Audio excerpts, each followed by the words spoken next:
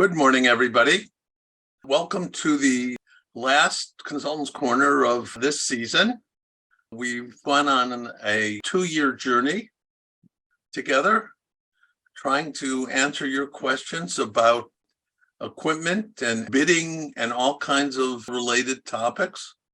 We've been very fortunate to have Dov and Ilya lead us through this journey. I'm David Pollack, Senior Advisor to the Community Security Initiative, and I'm going to throw this to Ilya to continue our discussion of how to do bidding. Ilya, take it away. Thanks very much, David. Thank you all who are joining us today. We're very grateful that you have visited with us and you pay attention to our webinars, even though you might not have attended all of them. Please remember that we always post links to the playlist of our webinars, and that playlist obviously keeps growing as we add more and more webinars to them. So for this season, we'll obviously finish with this one. We'll take a break over the summer, but the links will be updated with today's webinar. So please visit them as you go through whichever stages of your projects. Not only is the CSI team available to you, as we've been saying all along, and you can always email us questions or contact your regional security manager. You also have now a fairly extensive resource library on the JCRC's webpage, and also the YouTube playlists for the past year's webinars and this year's webinars. So today, we're going to continue with the remaining steps of the sequence of bid management, or the procurement management, if you will. Before I begin, the typical disclaimer is that we do not represent the views of dishes, even though we draw on a lot of their experience, a lot of stuff that they share, a lot of changes to their rules. We try to stay on top of that. Just be aware that this is not a replica of any dishes presentation. In fact, we've decided to take our content further so that it would be more helpful to you just because of our project experience. So with that in mind, Dov was very kind to have created these two NSGP and the State Hate Crimes Grant workflows, both of which lead to our discussion on bid management. And you can see in the red circled areas which parts of the process we're referring to. You can always go back to the workflows as we've presented them before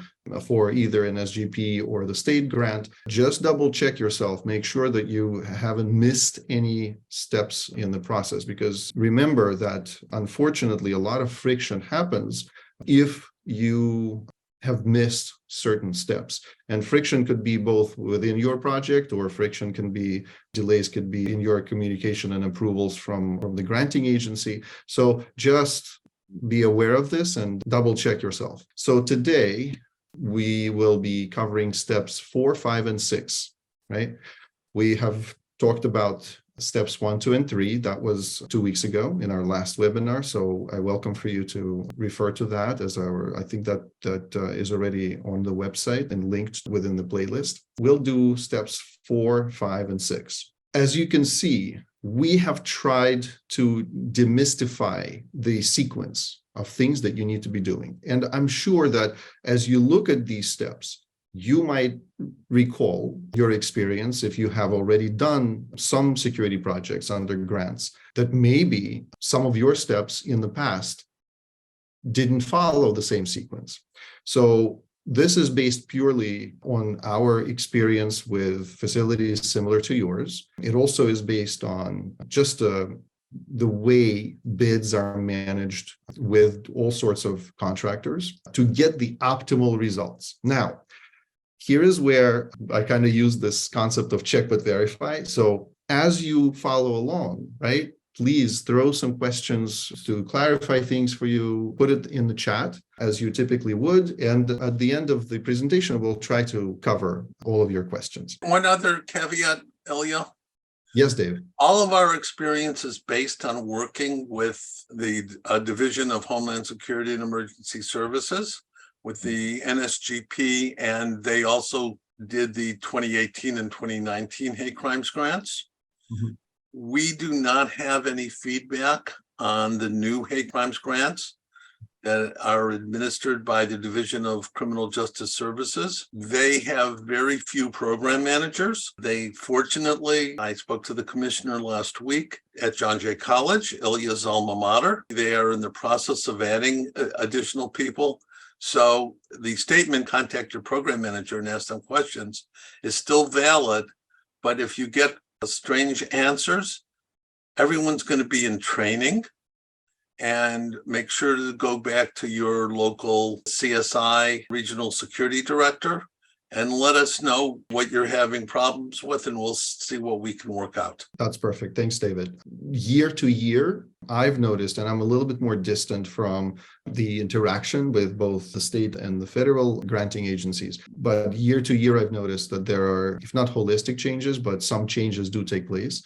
So it's a good idea for you to keep in touch with JCRC and your regional security director just to double check yourself and make sure that you're following the process. As I said, it gets more tricky if you start rushing things or if you're not sure about what step you should be taking. You're not seeking guidance from your grant rep.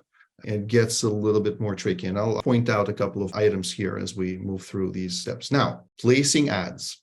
This is an area that Dov has covered in previous webinars, right? And you can refer to, I think we've done it on multiple ones. In recent ones, we've also taken a look at ad placement. I know, and we all understand on this on JCRC side, that ad placement almost feels as just a tick box exercise. Nonetheless, it is a required step.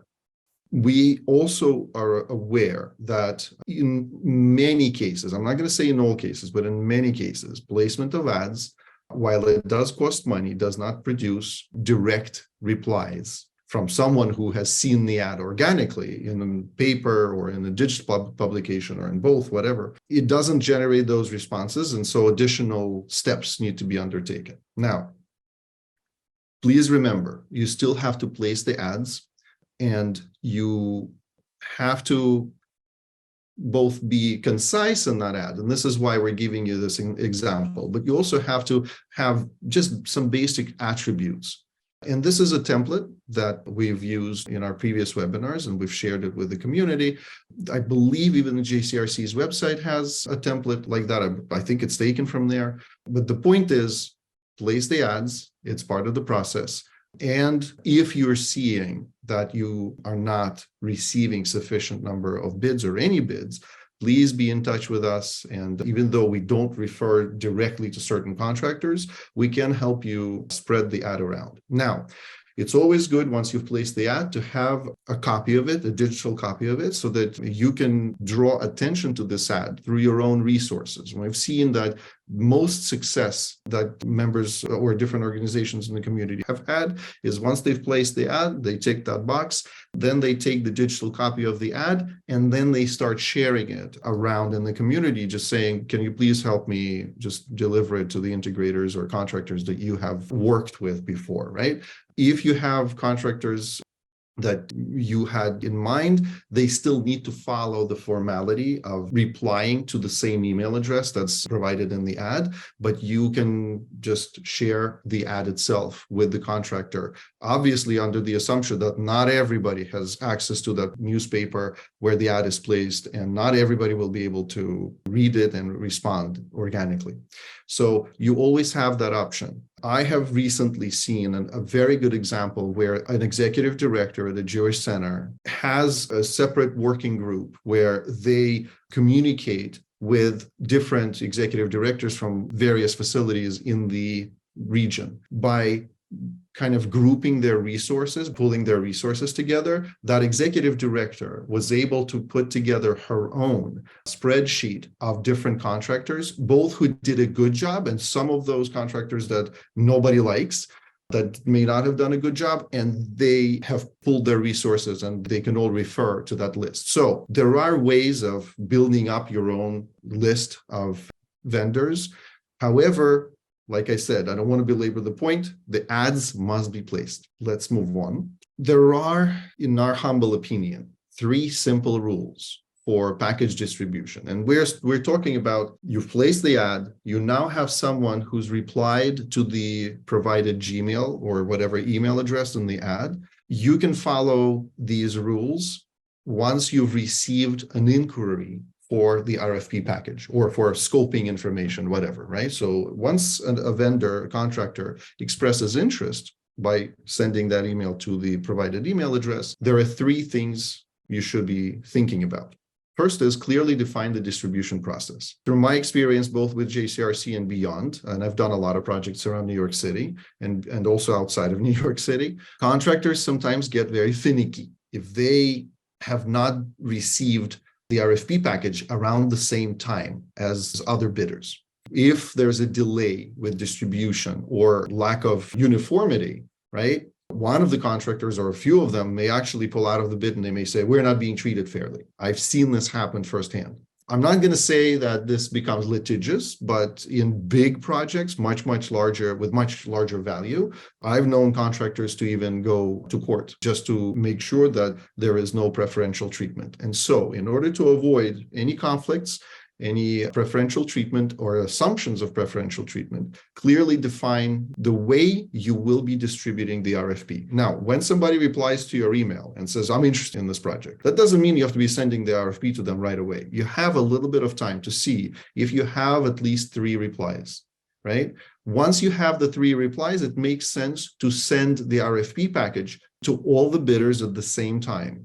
Some people do it through email scheduling, where they could, instead of hitting send on the email, they could say, I'll schedule the email to go out at a certain time, but it will contain all the general information. The emails of the bidders will be put in the BCC list, and then you'll send it to yourself. But that way bidders don't know each other at that point. They may find out who they are later on, but that's not the issue. But at least you've distributed the RFP package uniformly and at the same time. So that obviously covers point 1 and 2. And then I know that there have been projects we've worked on where not enough time was allocated for the pre-bid meeting. And that's a very important juncture. Sometimes bidders are eager to provide a proposal, but they lack information about the actual site conditions or additional details for scoping. Sometimes they don't even understand the quantity of certain hardware and devices that they need to place at a facility. And so this pre-bid meeting on site, both to sit down and review what the project is, as well as what the site conditions are, could be a very helpful exercise. And it could help level the bids for you. It could help produce the proposals that are far more comprehensive. And typically, the process from receiving an RFP package to receiving a proposal and having a pre-bid meeting, that entire process could take about 2 weeks. Now, it could be 1 week or 3 weeks, depending on the types of projects that you're dealing with. But that is the general term. One other thing, Ilya, just to kind of ruin your flow, I would have a fourth rule, which is document everything. Of course. And because your program rep, when they come back, will want to see that you follow these steps. And the whole purpose of this is to ensure what they call fair bidding. And, it's not to make your life difficult, but to make sure that every potential bidder has a fair shot at getting the bid. And also, thank you, David, for pointing that out. What I've seen also is that sometimes it's important to justify why, let's say, a bidder whose bid is lowest may need to be disqualified from the process nonetheless, simply because they're not responsive. Even though they threw in a low number, that number actually came out simply being lower because they didn't pay attention to all the rules. They didn't include some of the technologies that they needed in order to make the project actually work or the system work. And so that number might be low, but unfortunately, it's artificially low, simply because the bidder is thinking that if I lowball it, I'll get the job and then I'll figure it out along the way. That's the worst way to deal with contractors and to accept their proposals, is just going by the number. Because if you don't understand what they're including in their proposal, that, like I said, that number may not be fully representative of a working system. And then you may get stuck paying later for additional equipment, additional labor, and whatever. So documentation is going to help you avoid those pitfalls. Or a bait and switch. People say, I'm going to install 5 cameras. Your bid document said you want a certain quality of camera. So they can switch in something. We've seen lots and lots of bids come in that are totally undefined. And, we would consider unresponsive and therefore eliminate those bidders. Exactly. Grant reps, like I said before in previous webinars, they don't necessarily have all the technical wherewithal, but you can help them. If you can see that you can compare what one bidder is proposing with a low bid versus a bidder, let's say, whose number is, let's say, I don't know, 5 to 10% higher, but the 5 to 10% higher bid has a lot more specificity and it's far more understandable and it has all the equipment that you're expecting to see. And then in comparison, the lowest bid is missing a ton of those pieces. Then it's very clear. And you can indicate to the grant rep, well, listen, yeah, it's a low number, but they didn't do a good job, understanding what it is that and how many devices we need.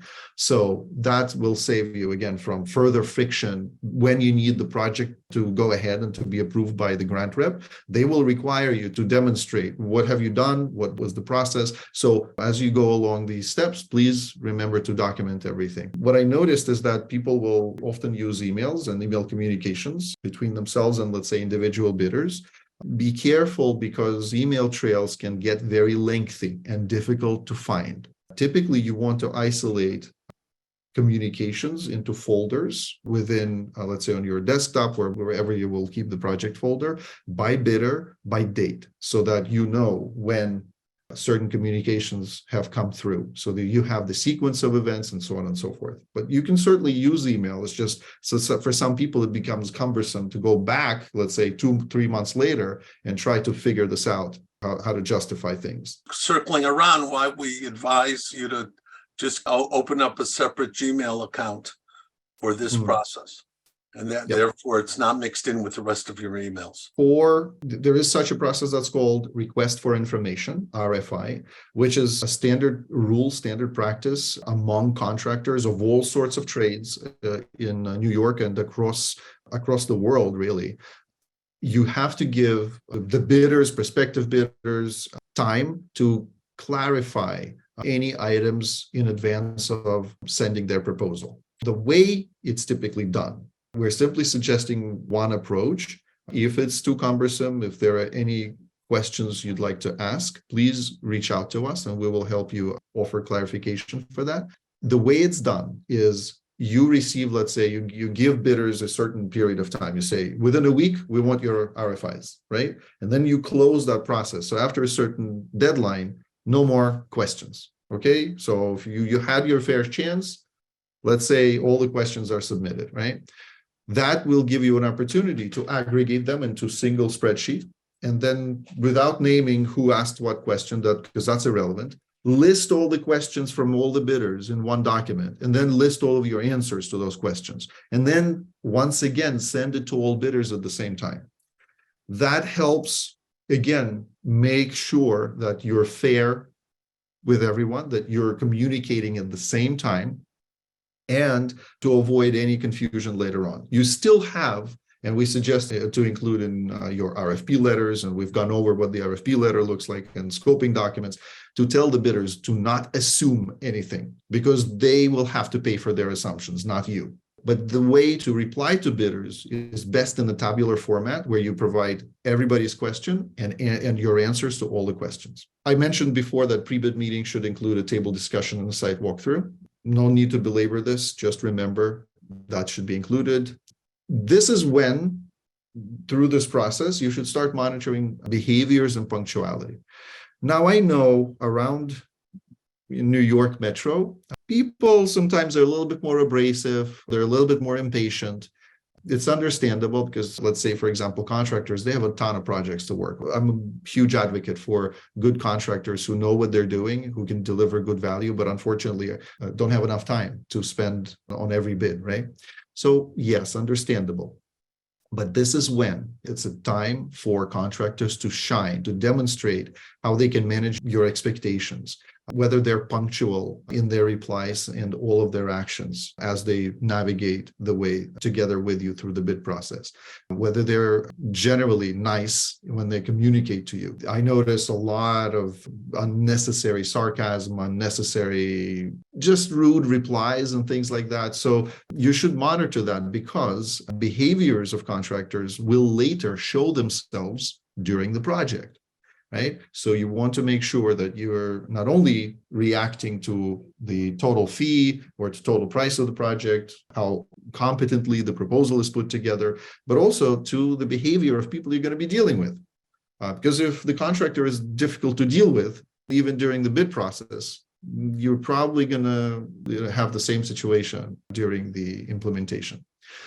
Review incoming bids in a comparative style, like we've been saying all along, apples to apples, and look at all the factors, both quantitative, meaning how many devices, unit pricing, so those are the defined numbers and quantities, but also qualitative things. How responsive was the bidder? Did they provide a comprehensive proposal? And so on and so forth. Some of the markers could be, are they an MWBE certified contractor, and have they provided their MWBE certificate for those grants that require at least a 30% MWBE participation.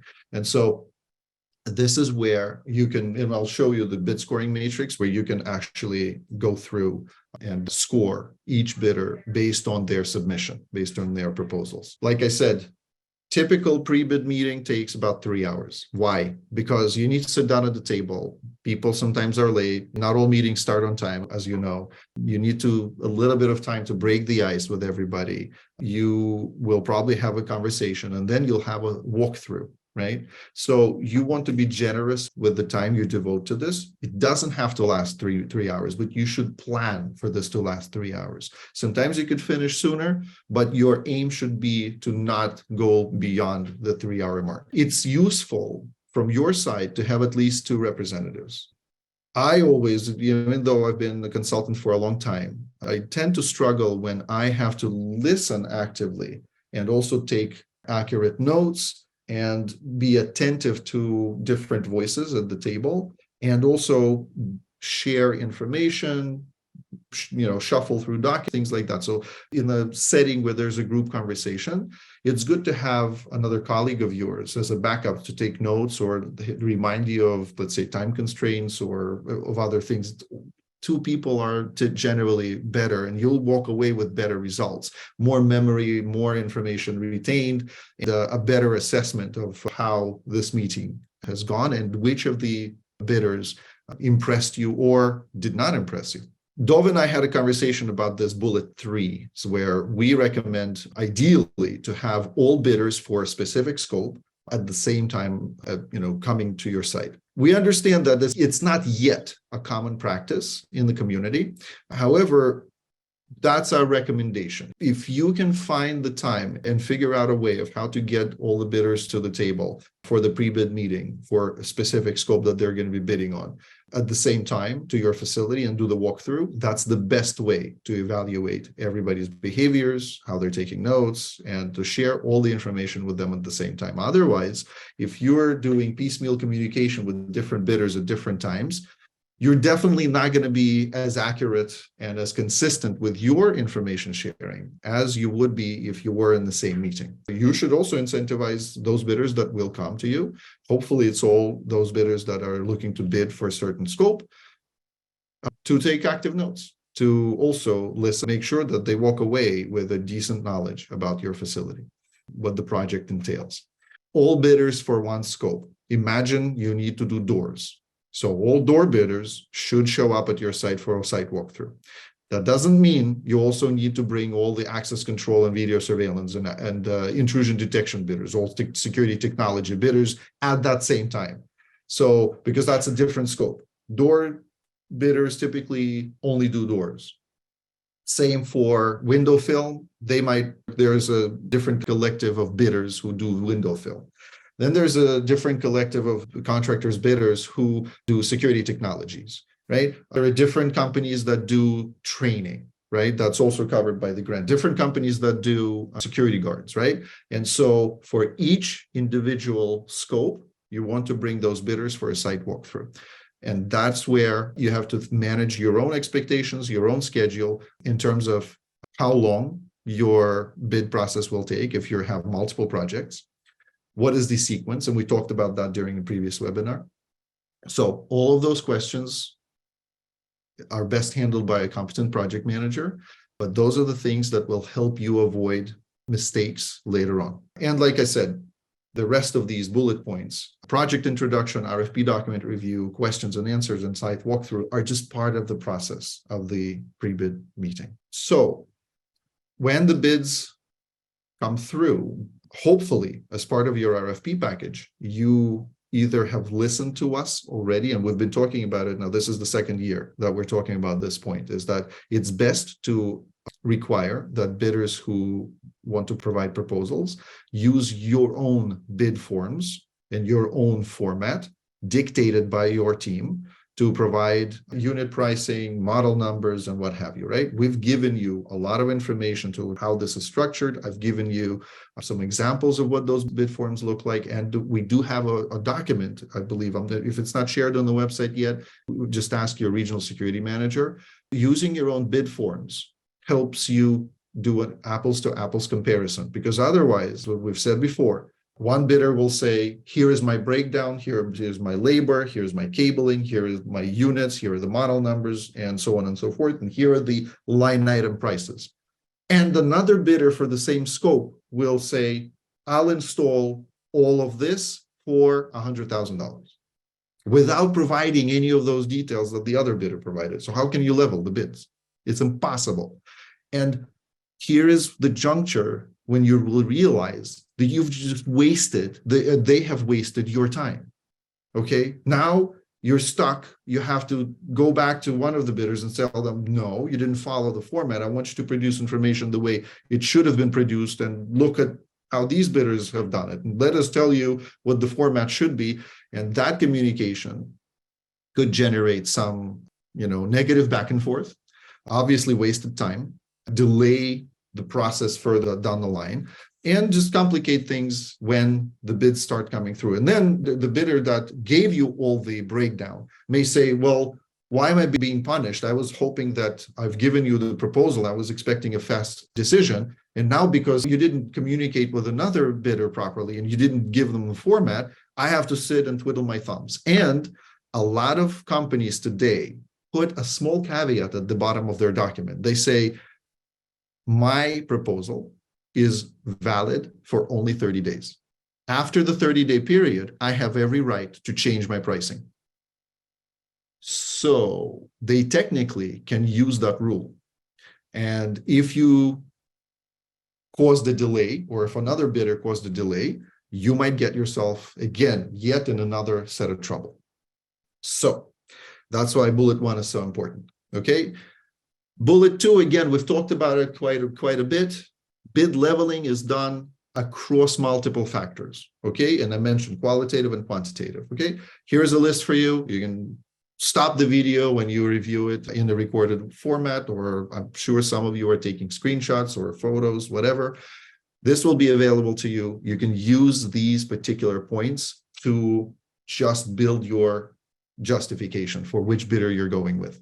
This is the bid scoring matrix. This is the simplest form. There are multiple versions. You can just simply Google it. You're going to come up with many other versions. They're far more complicated, but we have looked at our experience across the board. We don't believe the bid matrix needs to be super complicated. So you get this format. If you choose to use it, please feel free. If you want an editable document, please contact your regional security manager. Okay, this is me throwing a curveball to all of you. The curveball is, again, based on our experience. So I'll tell you a story very briefly, and I know we want to make sure that we have enough time for questions. It's a short story of an organization that I was assigned to help recently, had already solicited bids in a very unstructured way from a bunch of bidders. Obviously, none of those that I've just mentioned to you were followed. And so the bids came through and nothing can be compared apples to apples. Some equipment was missing. It was challenging to sort it out. And so the person we were dealing with at that facility turns and says, okay, so I just need to make sure that I can award something.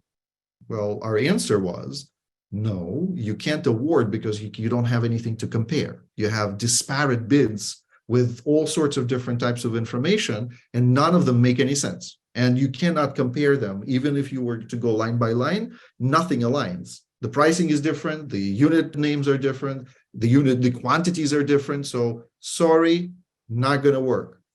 So best and final round is if you feel that the first set of proposals came through and they don't really have sufficient uniformity to be compared apples to apples, that is the best and final round's value. You can turn to the bidders and say, okay, we noticed that all of you have made, or some of you have made, some inaccurate statements or missed some information and so on and so forth. You can list all of the shortcomings that you've identified throughout the bids. Even if one of the bidders has met all of your requirements, you can still, in a uniform fashion, turn to everybody and say, we're going to do best and final. The reason why we're going to do best and final is because the total quality of bids is less than what we need. Okay. And then you give further instructions to the bidders. You could do that either together with all of the bidders or individually by reaching out to certain bidders and just telling them, listen, we are not going to accept a bid if you only tell us that the lump sum price, and don't break out any unit prices, any further labor costs, and the miscellaneous equipment and so on and so forth. We've given you the format, you didn't follow it. We're not happy about that. So we're going to give you another chance. But if you don't meet that and we see that your proposal still doesn't meet our needs, you're going to be disqualified. You're not going to get the award. And you should give them that time to correct their mistakes. Best and final round typically can be done within a week's time if you give clear instructions. Okay, so these are the points you should review, be aware of, and then you just simply update the bid scoring matrix. The process that I described to you in step 5 for bid leveling basically repeats itself. But here is the final option to make your choice. And also, on the basis of this round, you can now have a very robust justification for which bidder you're going to go with to award, and which bidders you're going to say, unfortunately, you did not meet our needs.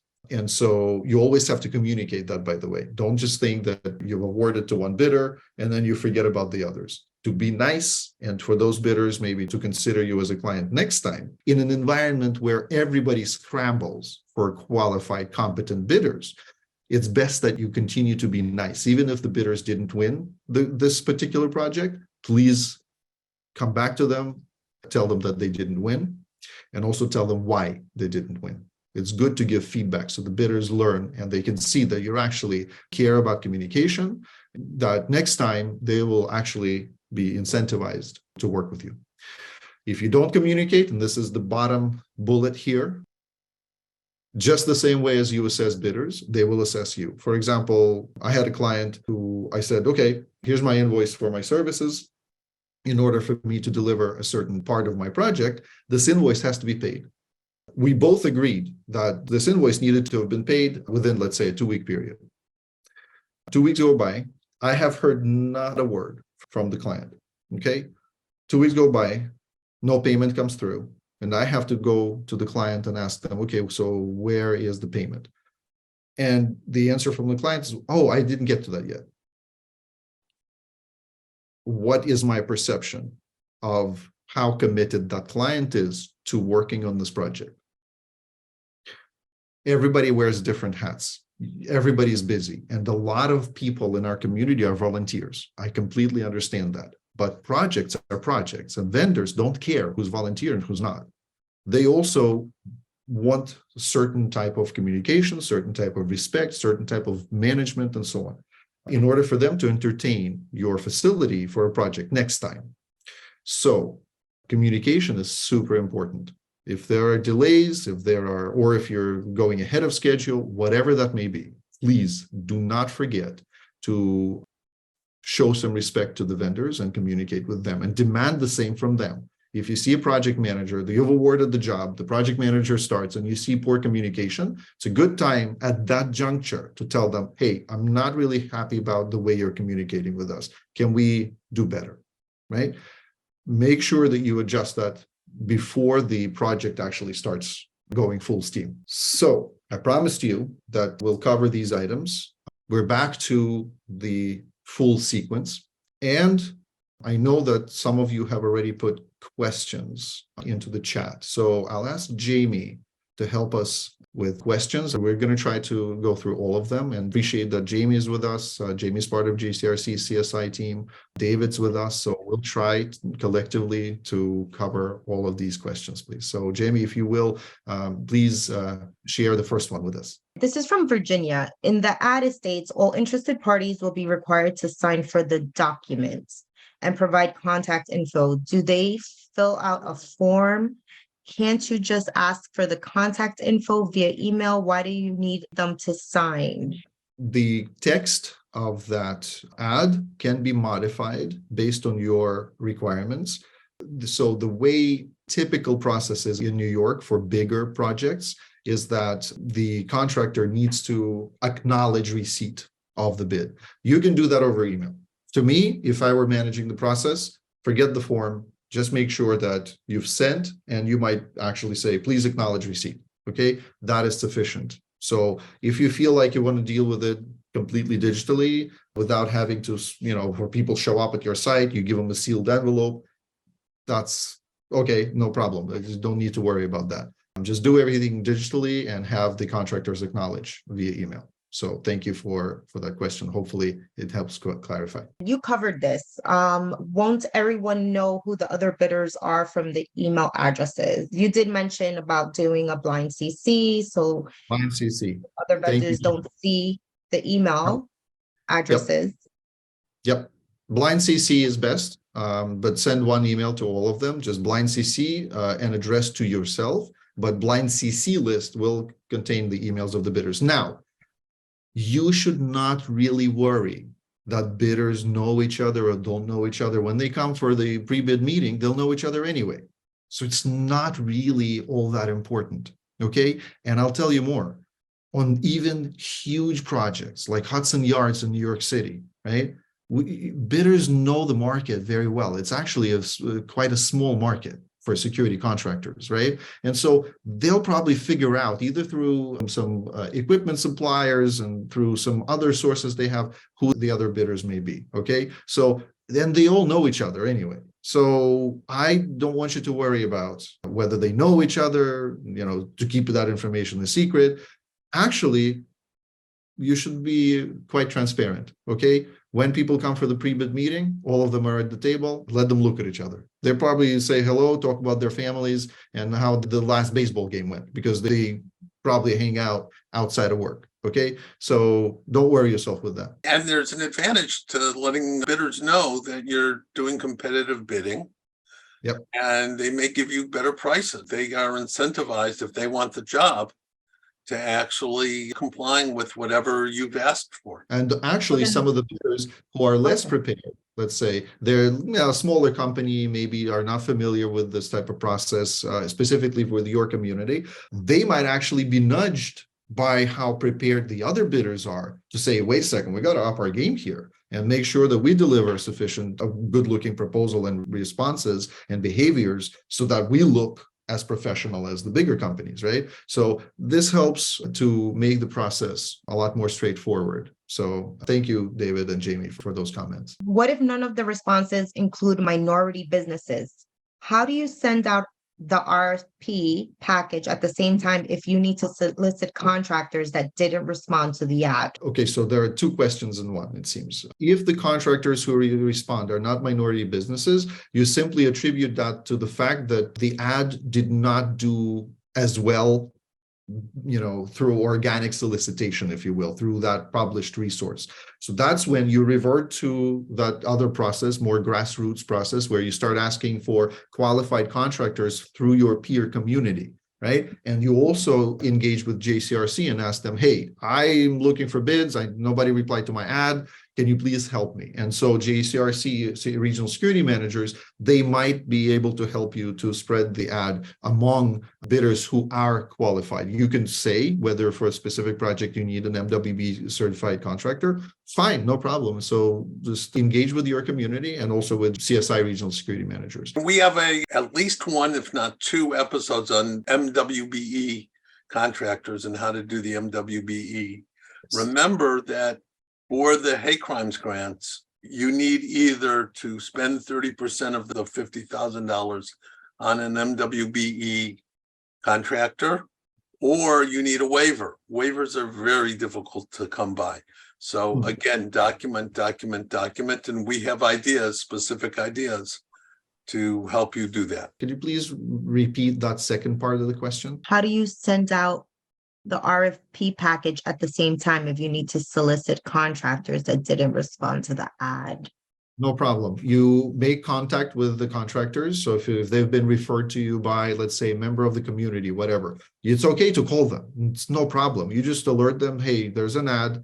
We're grateful we found you. There's an ad we're going to send you. Please reply to the email address to express your interest. That has to be done formally. That's how you roll them back into the process. And you should prompt them. You'll reply. Please give us a little bit of time to solicit other replies, and we will then send the RFP package in one shot. Again, I go back to the same point. Communicate. Tell them what your expectations are, how you envision the process to go, and make sure that they're not sitting and twiddling their thumbs, being unaware of what you're doing, okay? They should be very clearly aware of what the steps are in the process. So hopefully that answers that question. If you have to run the ad for 3 days and you get a request on day 1, then one on day 4, do you have to wait to send the RFP at the same time to all? Isn't running the ad notifying at the same time to all vendors? You can't control when they request the RFP. Actually, if somebody expresses interest, that is the request for an RFP. Okay, so you can, once somebody sends you an individual email, let's say I'm contractor A, I'm bidder A, I'm saying I'm interested in this project, please send me the RFP. Your reply is, thank you so much for contacting us. We really appreciate it. We're in the process of collecting interest from several other bidders. The RFP will be sent out once we have met our minimum number of bidders. Okay, so the minimum number of bidders is 3, always, right? So once you've gotten to 3, that is when you send out the RFP to the 3 bidders. If you feel like you want to wait for 4th and 5th and 6th, fine, just communicate and tell everybody who replied with interest that thank you very much for your patience. We are still collecting the interest from the minimum number of bidders that we need. The RFP will be sent as soon as that number has been met. Thank you. Running the ad in a weekly equals running 3 times in a daily, correct? David, can you help me with this one? If I remember that, it's correct. The RFI stands for, you did mention this before, request for information. What does the best and final mean? Best and final means that you have solicited the first set of proposals. Those proposals don't appear easy to level, meaning that you can't compare them apples to apples in order to arrive at a prudent choice of the awarded contractor. Therefore, you're at a point where you need to tell the bidders that they haven't met the minimum requirements for you to be able to level the bids and choose the contractor that you need. Therefore, you tell them, okay, here are the mistakes you made. Here's what we need you to correct. Please provide your proposal following these minimum requirements. And that is how you go about the best and final round. It's basically the same as the first bid round, but it's basically round 2. What is the timeline for each step after placing ads for 3 days? You need to be able to explain that you've been reasonable. So you place ads for 3 days, or again, if a newspaper comes out once a week, that meets the 3-day recommendation. That's from the PowerPoint that DHSES has put out. I thought I had seen it and I just had to confirm it before I told people. But again, if you give people 2 weeks, that's probably, you can defend it. If you give them 2 days, it looks like you're in collusion with a particular bidder. You want to seem reasonable. You want to put yourself in a contractor's, vendor's shoes and say, I'm going to give you enough time to actually do a bid. So as far as the ad itself, you've run it for 3 days, which is the required timing. The next steps would be, okay, do we have enough bidders? If not, then grassroots asking your community to recommend somebody and then send the digital copies of the ads to those contractors. You might want to call those people in advance to say, hey, we're running a project, blah, blah, blah. There's an ad that we've posted with, if you're interested, we can send it to you so you can reply to the email address in there. Don't disclose much more, but just to say, yeah, we'll send you the ad if you're interested in doing a project. If you have a sufficient number of bidders through the ads, which were generated by the ads actually being in a publication, fine, that's great. That means that you've met your minimum numbers, which is 3 bidders. Now, the next possible step might be if you, let's say, have those bidders ready and available, you can create that email with the blind copy list and say, thank you very much for expressing interest in our project. Attached are the documents representing our request for proposal. Please evaluate and read the RFP letter. Typically, I recommend that you draw everybody's attention to the RFP cover letter first. Every bidder's attention, meaning that let them read the cover letter and understand the general parameters as well as the schedule of how you're going to run the project and who the contact person is. And then the rest of the documentation comes along with the RFP. And that's how you proceed. But the main objective here, after having run the ad, is to get to the 3 bidders for an individual scope. Okay, if it's doors, you need 3 bidders. If it's windows, you need 3 bidders. If it's access control, video, and alarm management, 3 bidders. Okay, if it's barriers, 3 bidders, right? So that's where you want to be. Once you've reached 3 bidders, then you start communicating. And before then, you just communicate and manage their expectations. Tell them we're not there yet. Once we get our minimum number of bidders, we'll send the RFP out. Please speak about DISH's rep approval process. What are their typical steps in that process? David, I'll ask you in a minute to help me here. So I'll share with you my experience. Okay. And sadly, I must say that every rep is a little bit different. So just in the last 12 hours, I saw a rep that was very inflexible about a question that they were asked. Maybe about 48 hours ago, maybe 72 hours ago, I saw a rep that was actually guiding one of my clients through the process of what information they would need in order to approve the contract award and approve the project to proceed. Because keep in mind, the fact that you have awarded a contractor doesn't mean the DISHs will agree with you. They may say, well, you didn't follow the process, whatever. So you want to make sure that all of your documentation that David was talking about, that you interact with your rep before you made the contract award and you say, okay, I'm ready to award. What information do you need? In what format? How many different forms you want me to fill out in order to give me approval to proceed with the project so that you can then be assured that you've met the minimum requirements for the approval to proceed with the project, so that you will also be assured that you will get reimbursed once you have awarded and started and completed the project, right? So the process is reach out to the grant rep before you have announced the award, okay? Reach out to the grant rep and say to them, we're ready to award. We have our justification. We have our bid scoring matrix. What else do you need? Okay. Some of them will say, because this is an MWB aligned project, fill out a couple of NWBE forms, which is just a formality. If it's an NSGP grant, they might say, well, just get me some steps that you've undertaken, get me the brief description of what project you have bid and who the awarded contractor is, and maybe some additional details.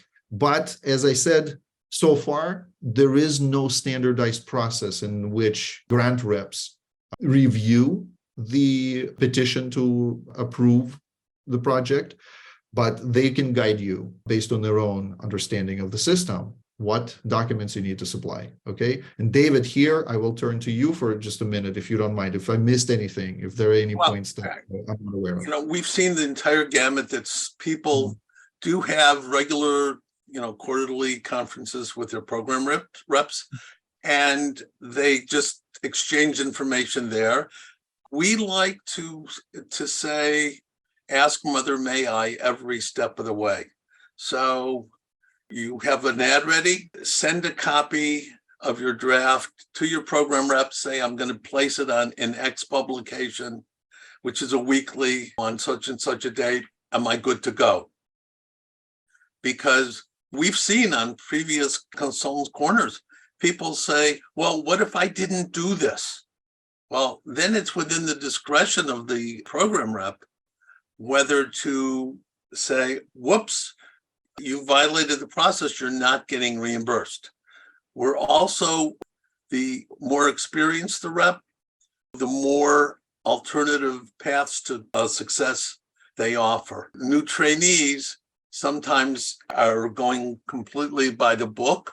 We've seen program reps who a year ago were tough, and never said yes. And this year, they're much more flexible because they understand reality better. They can fit you into the rules. So it's always good to really consider them a partner and have them know what you're doing, know that you're following the rules. I spoke to a grantee who's running out of time last week, and I said, oh, we'll get Dove to push this through. And therefore, the program rep said, okay, if you and Dove are working on this, I know it's going to get done. I'll approve it and just get it done by August. And we'll do it. So again, stay in touch with your CSI Regional Security Director and stay in touch with your program director. So when will the state be announcing the awardees for the latest hate crimes grant? What I've heard is they're nowhere near ready. Okay, that's the answer. They've said we're adding staff. I've requested that a DCJS sit down with the CSI team, kind of get to know them and try to explain that we can be helpful. But we haven't really made a lot of progress yet. I find it difficult to envision getting everyone together at the same time for an in-person meeting of potential bidders. Is it okay to meet individually in terms of auditing? It's not a requirement to have everybody at the same time. If you find that it would be difficult given your particular circumstances, and sometimes the project scope is too small to get everybody to the table, to be honest. Yeah, it's just like couple doors. I mean, you've done a ton of different improvements before, and it's just a couple doors. You don't need people at the table. Just, you deal with them over the phone or send them whatever digital electronic information on that. That's fine. If you do want to meet in person and you want to organize it one by one, just make sure that you're transparently communicating. That will hold series of meetings. There will be individual. The approximate schedule is this. So everybody knows that you will have a process that will take, let's say, 2 weeks, during which you will meet with the individual bidders. That's fine. No problem. And it's very important to document. And also, Ilya said, take notes, because what if a particular technology company said, well, we're just going to staple the cable to the wall versus we're going to put it in conduit versus we're going to embed it inside the wall or the ceiling, and you give different answers. Well, you've changed the bid completely, the process completely. So that would not be fair. Just remember to document. And any questions that the specific bidders are posing to you during the meeting, in-person meeting, please insist that they follow up with the same questions in writing via email. So when they walk away, that will nudge them to take active notes.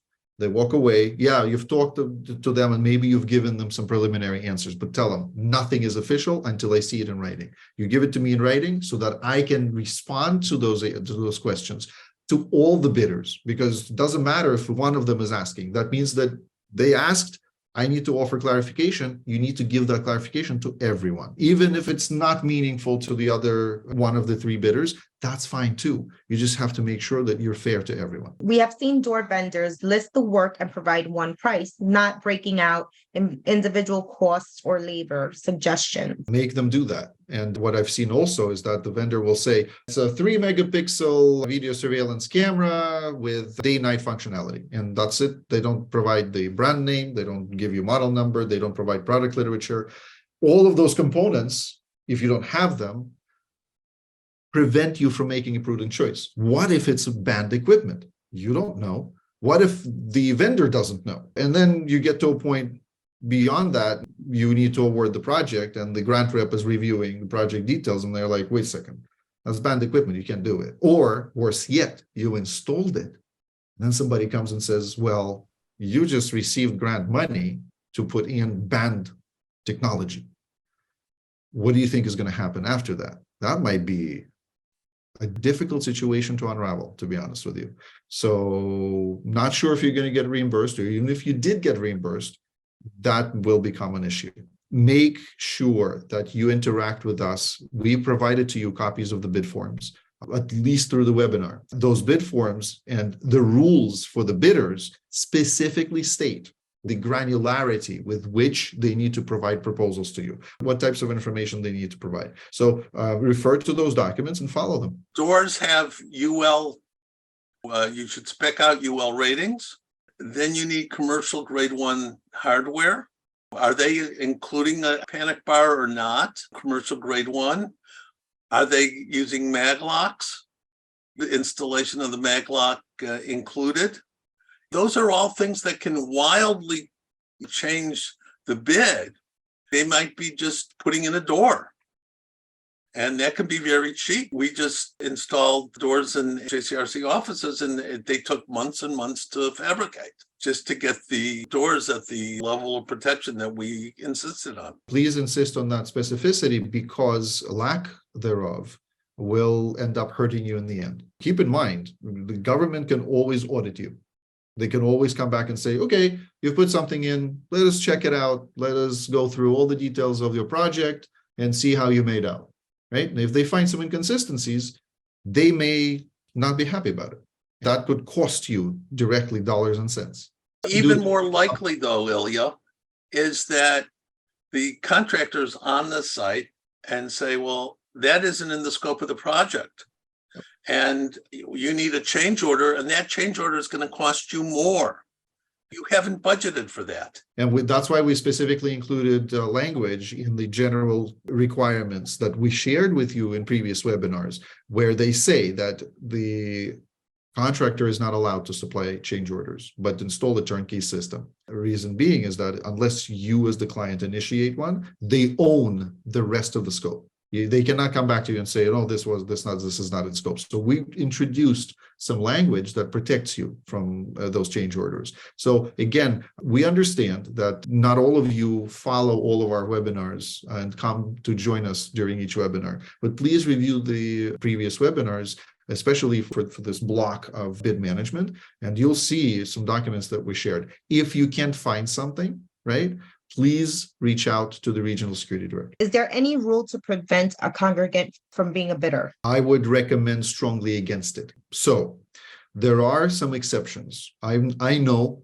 personally that a few congregants that I've come across, they are security practitioners and they, for example, provide training. Okay. That's okay, no worries, but they should be subject to exactly the same rules as the rest of the bidders that you will entertain. There may be an unforeseen conflict of interest. So I'm going to put it out there, okay? Assume there is a conflict of interest. You have to assume that. If you have a good lawyer on your board, talk to the lawyer and say, hey, we have this congregant, they're trying to get in on a bid, okay? What would be the ramifications, considering the scope of the project, its complexity, whatever, how we're managing the bid? Do you see any issues? And let that lawyer share with you their reservations. But in general, I would even talk to the grant rep, right? To say, one of the bidders that we might be entertaining is a member of our community. Is that okay? So, like David said, Mother may I. General rule is arm's length transactions, and if it's an arm's length transaction, which your lawyer can define, you're in decent shape. But one other caveat, if you're unhappy with the congregant's work, it's harder to do enforcement and get them to produce at the level that you want than it is for any general contractor off the street. Great point, David. Great point. How are you going to manage the politics of it? And they're one of the most prominent congregants that keep on coming to all the events. They show up at all the affairs. They had a bar mitzvah celebration at your property.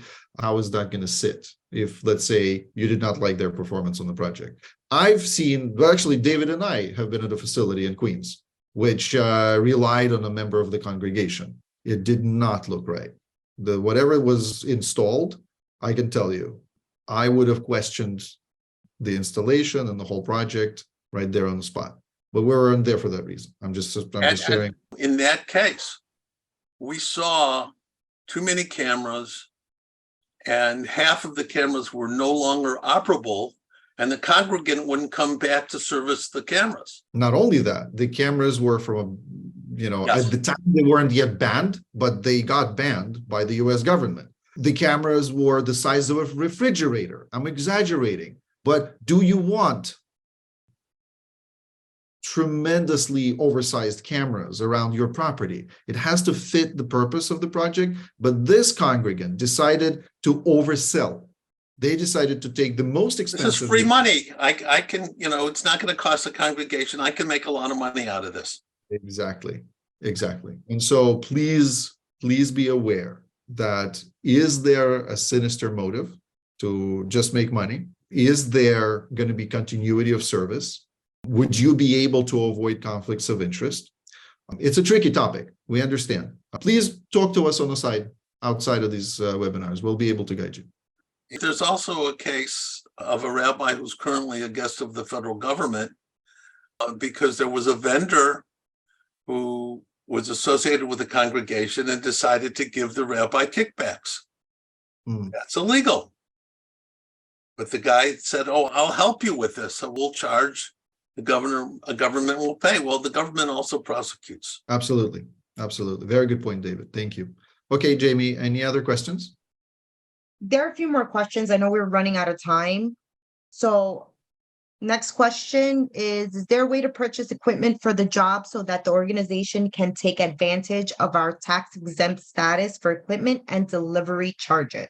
I'm not aware that this was a typical process on these projects. Yes. I would recommend against it, because how are you then justifying that you've awarded the project, but you're supplying some of the or most of the equipment?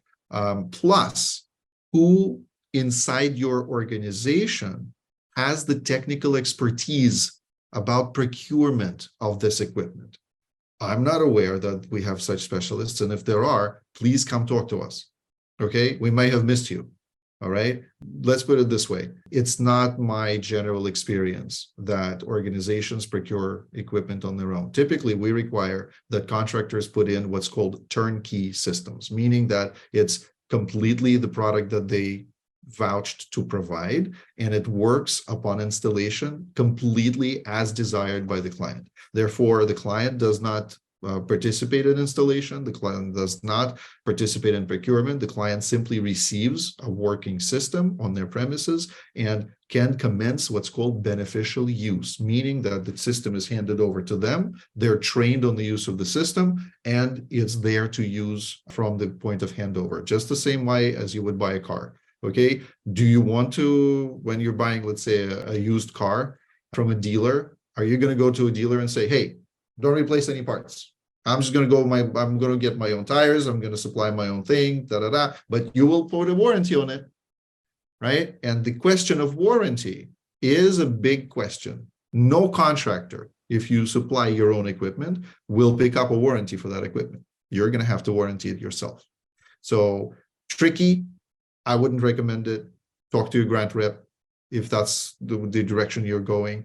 Be careful of the ramification. Do you need to label each door with the language? No. No, I just see it now. No, okay, got it. I'll send that. I think we're good with all the questions, and I think there are a couple here and there that I can answer offline. Fantastic. Jamie, thank you so very much for stepping up and helping us with the questions. Oh, you're David, thank welcome. you so much for all the additional points and feedback and guidance. We will be wishing you a wonderful, wonderful summer. This photograph is created by AI. Who's ever seen a beach in the middle of Manhattan? So I want to leave you with a teaser. This is the new times we're living in. You're just proving climate change, Ilya. Maybe that's true. Maybe that's what New York is going to look like in a couple of years. We're not sure, but I found it to be curious. Yes. We wish you a wonderful summer, everybody. Please remember that we're at your disposal when you need us, and please reach out to the regional security directors for any questions, concerns. Obviously, JCRC continually monitors any upcoming awards. As we get more information, we'll reach out to the community and give you some alerts about that. We always welcome your questions. Don't feel like you're isolated and alone in your complicated project world. We're here to help, and please refer back to the webinars that we've already presented to you. There's tons of information there, and David was just telling us before we started that more information will pop into the JCRC website under Consultants Corner, and so we'll be adding more resources. So we are trying to surround you with and enable you as best as we can. So please, if any questions arise, we're here to help. Thank you all for coming, and enjoy your day and your summer. Thank you, David and Jamie. Thank you, Thank you. Ilya and Jamie.